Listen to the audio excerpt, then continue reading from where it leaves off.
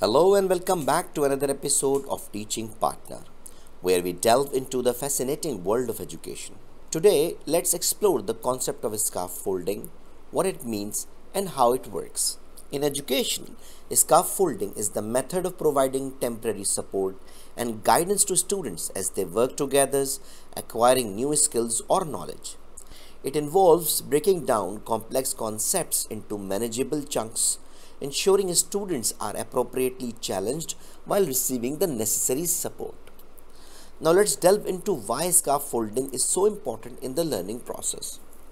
Scaffolding plays a crucial role in education as it fosters students' engagement, builds confidence, and facilitates independent thinking. By employing scaffolding techniques, teachers cater to students' individual needs, gradually reducing support as their understanding and competence grow.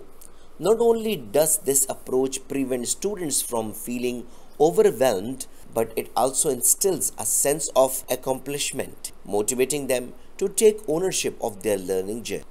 Now see what steps can teacher take to effectively implement scaffolding in the classroom. Let's discuss the role of teacher in this process. In the scaffolding process, the teacher serves as the architect, carefully designing the scaffolding to meet the student's need. The teacher must possess a deep understanding of the subject matter to scaffold effectively. They must be able to assess each student's current knowledge level and determine the appropriate level of challenge and support required. The teacher must also be flexible, ready to adjust the scaffold when needed, as students' learning is not a one-size-fits-all scenario. Let's take a look at a couple of examples to illustrate the power of scaffolding in action. For example, in a math class, teacher may start by demonstrating a problem-solving strategy step by step, then gradually release responsibility to the students, encouraging them to apply the strategy independently.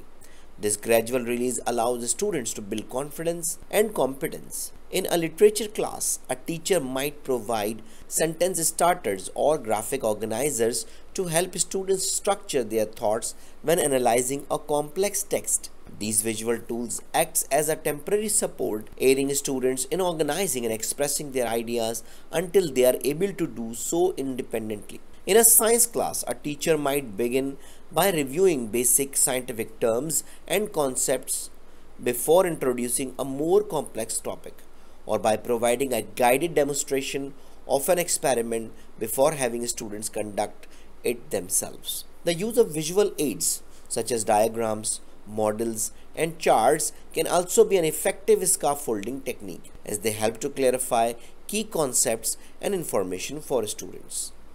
In conclusion, scaffolding is a pillar of effective education.